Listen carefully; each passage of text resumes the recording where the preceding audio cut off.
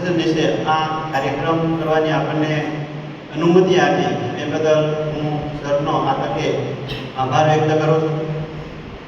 સાથે સાથે અધ્યાપક ડૉક્ટર જલ્પાબેન અનિરીબેનનો પણ હું આ તકે આભાર વ્યક્ત કરું.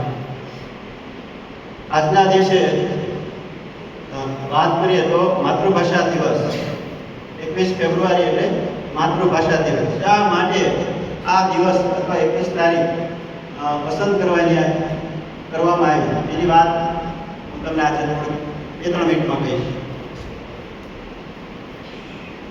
પ્રિય માતૃભાષા તારા શબ્દોમાં જે સાર મળે,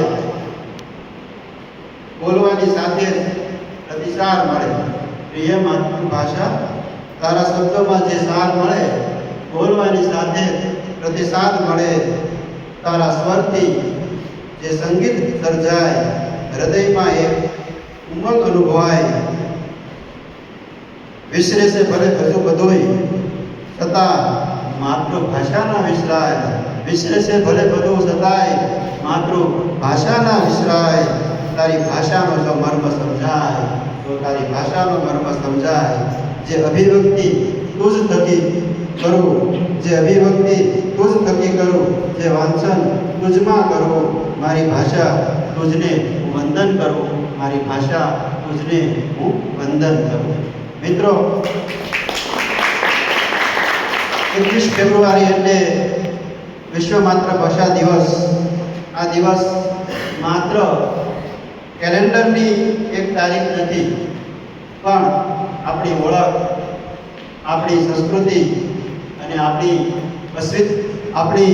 અસ્તિત્વનો આપણો જે અસ્તિત્વ છે એ અસ્તિત્વનો એક તહેવાર છે, ઉત્સવ છે.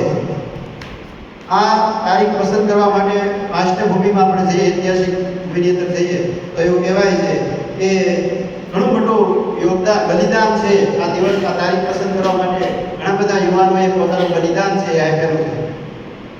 ખાસ કરીને બાંગ્લાદેશની અંદર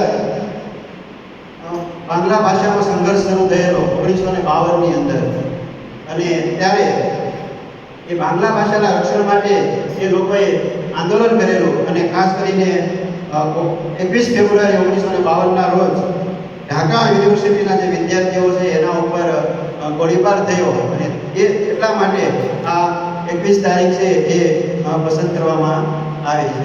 અને ત્યારબાદ 1999માં યુનેસ્કોએ 21 ફેબ્રુઆરીને માતૃભાષા દિવસ તરીકે ઉજવવાની છે એ આપણને માન્યતા આપી. તો 1999થી 2026 સુધી એક સાથે આપણે માતૃભાષાનું સંવર્ધન કરવા માટે, માતૃભાષાનું ગૌરવ જળવાઈ રહે એ માટે આ દિવસની આપણે સતતને જુદી જુદી પ્રવૃત્તિ દ્વારા ઉજવણી કરીએ છીએ.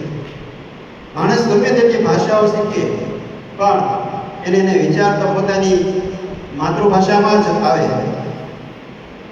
સપના પણ માતૃભાષામાં જ આવે છે.